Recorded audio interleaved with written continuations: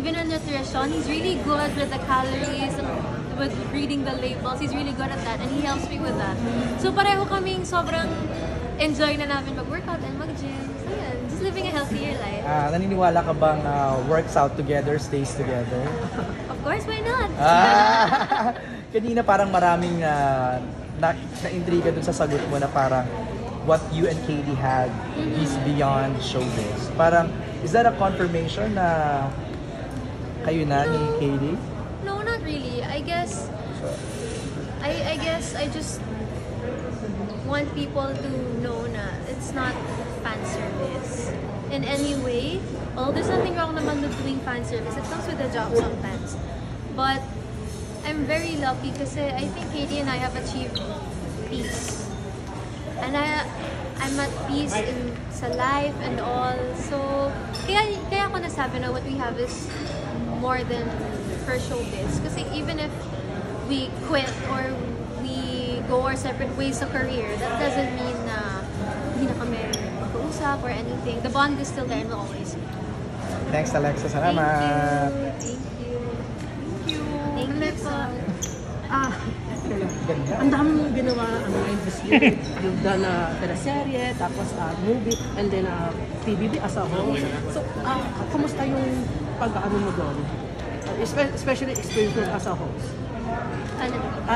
Yung anong tawag ito? Paano mo ano yung experience mo sa pagiging host? Oh, it's been really fun. Sobrang bago pa siya sa akin. So, I have so much to learn pa. Which I'm very grateful for kasi kasama ko sila Kuya Robbie and Ate Bianca. So I'm with the best. And I'm really learning a lot every week. And exciting kasi hosting, talagang I'm on my toes, I'm on my feet all the time.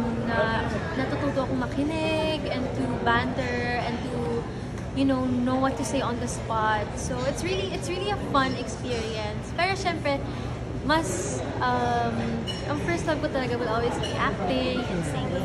And you keep improving naman pagdating sa host, sa pag-host. Pero Alexa, kasi naging controversial yung PBB these past few weeks. Ano masasabi mo dun sa nangyari? Aware ka ba doon, parang update ka ba doon sa nangyari doon sa ilang housemates about sa selosan issue?